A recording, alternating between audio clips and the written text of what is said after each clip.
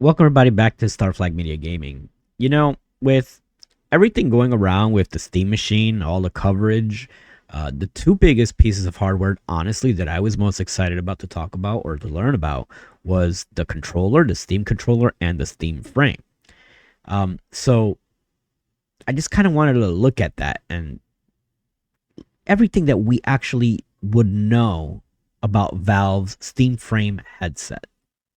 Picture a future where the entire Steam library lives inside a lightweight visor, no wires, no lighthouse base stations, and no laptop glued to your hip like a cybernetic tumor.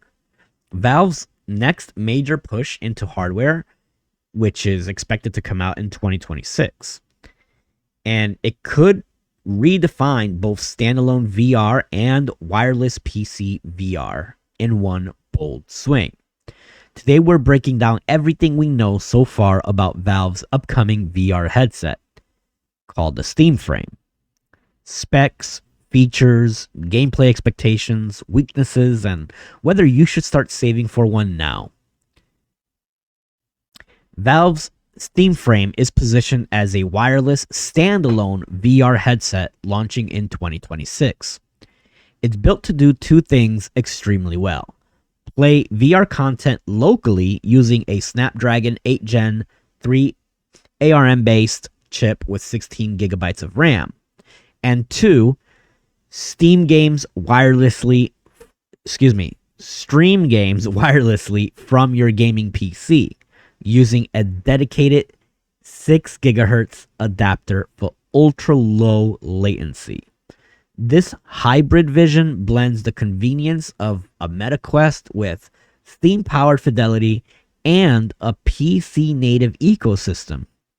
Think the freedom of standalone VR with the heavyweight flexibility of Steam streaming. Now, let's break down the confirmed and leaked specs piece by piece.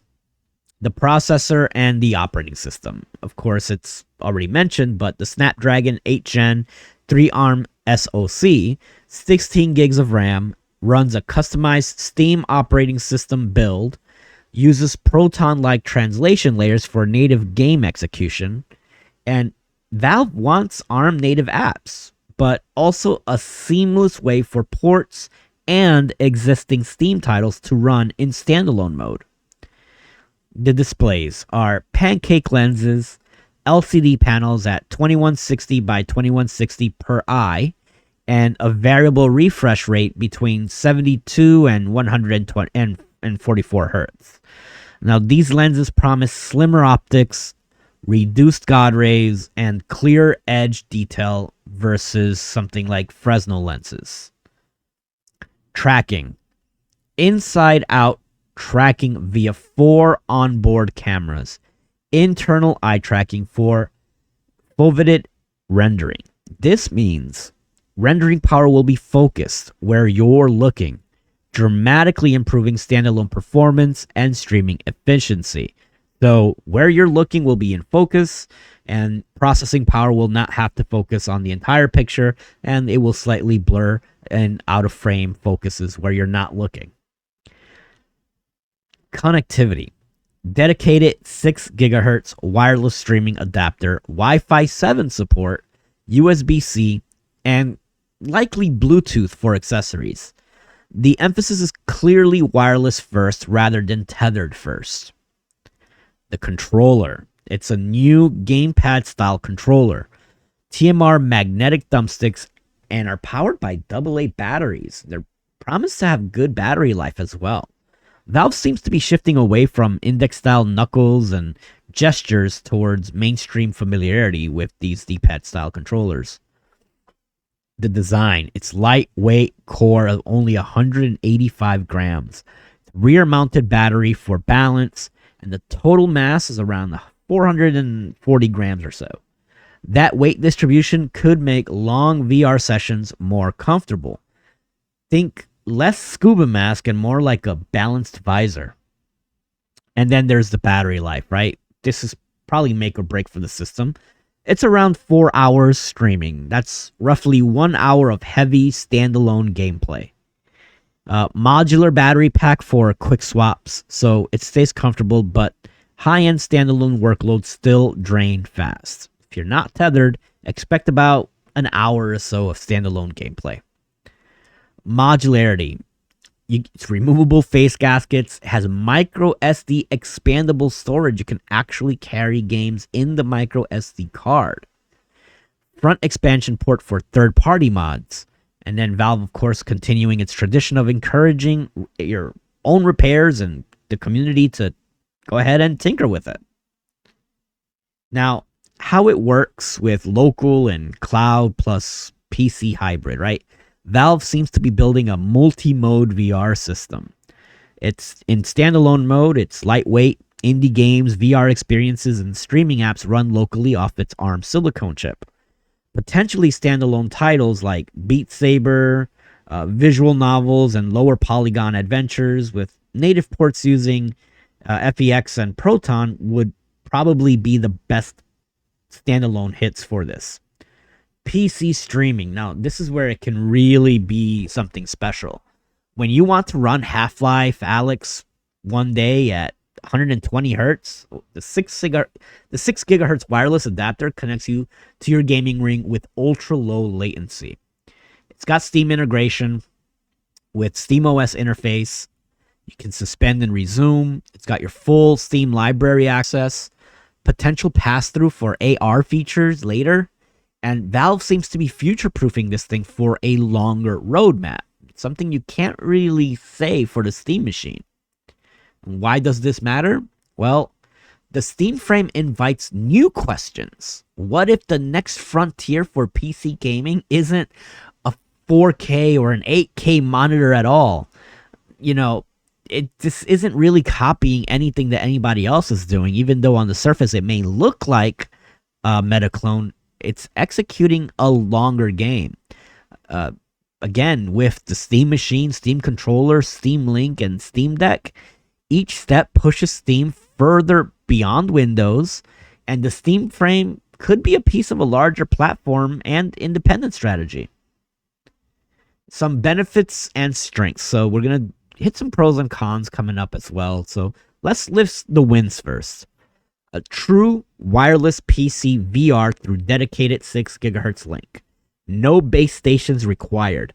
High pixel density comparable to high-end PC VR. Eye tracking enables smart rendering efficiency. Balanced comfort and modular batteries. Full Steam library access. Can't say that one enough. Familiar gamepad control scheme lowers the barrier to entry. I'm all on board with a better controller. And of course, open, it's moddable hardware direction. The pitch feels like it's VR without compromises and without walled gardens. Now let's take a look at some of its weaknesses and risks, because not everything looks so rosy. A few big concerns remain. One, of course, there's no price yet. Valve historically aligns pricing to PC market expectations, and they've said so as much with the Steam machine. The Steam Deck was aggressively priced, but VR hardware costs are brutal. And expect something comparable to maybe a MetaQuest Pro or the lower end Apple Vision tier. High-end PC VR kits probably, so maybe on the low end $700 to on the high end $1,200 depending on configurations. Big risk for this to be adopted widely is two things. VR adoption remains slow. And second, something that Valve is notorious for is selling exclusively through Steam. Now, what does that mean? It means no retail presence, a limited global reach, and of course, smaller marketing footprint. This becomes a niche within a niche. So it's VR users, PC VR users, and then Steam connected VR users who want standalone. The battery life. 1 hour standalone bursts any bubble and limit to any AAA native ambitions. You're not going to get a full-blown third-party exclusive that works with this thing on a standalone mode. It just 1 hour is simply just not enough. Controller shift. Player used to index finger and tracking may dislike this new direction. I, for one, like it, but if you're familiar with other interfaces for VR, it's going to be a shift. And then the compute ceiling. Snapdragon ARM silicon still can't touch what desktop GPUs can do, even with foveation. It's just not even close. Now, what should you expect in 2026? Here's a realistic expectations list. Flagship wireless VR for PC users, more focus on seamless than raw standalone graphics, PC streaming performance that embarrasses Quest Air Link, strong modding community and hardware tinkering, Steam Store categories optimized for ARM native VR, and then, of course, Valve first-party VR titles to showcase the device. Think Half-Life Alyx level reveal moment. Now, should you care about this? If you own a gaming PC and you want a high-fidelity VR without cables and value open ecosystems over closed walled gardens, then the Steam Frame is the future VR device to watch. Now, if you're hoping for $499 impulse buy pricing and AAA standalone exclusives, or a breathable mass market adoption, I would temper my expectations. So what can we conclude? The Steam Frame feels like Valve's chasing the holy grail. Seamless VR freedom without sacrificing fidelity, a visor that can dip between standalone and PC streaming, and of course the entire Steam catalog, like switching worlds through a portal. The road will be narrow. The price and niche audience and adaptation, the barriers could reach a limit. But as a vision for the next era of VR and PC synergy, the Steam Frame is shaping up to be the most exciting headset on the horizon. We'll keep watching for leaks and dev announcements and pricing hints and first-party software, of course. And until then, I would definitely keep it on a wish list until we get more information. As always, I want to thank you guys for joining me here at Starflag Media Gaming. Hit that like, share, comment below. Are you excited for the Steam Frame? If you are, leave me that comment. Let me know. If you don't like the video, hit that dislike as well. As always, we're going to catch you guys in the next video.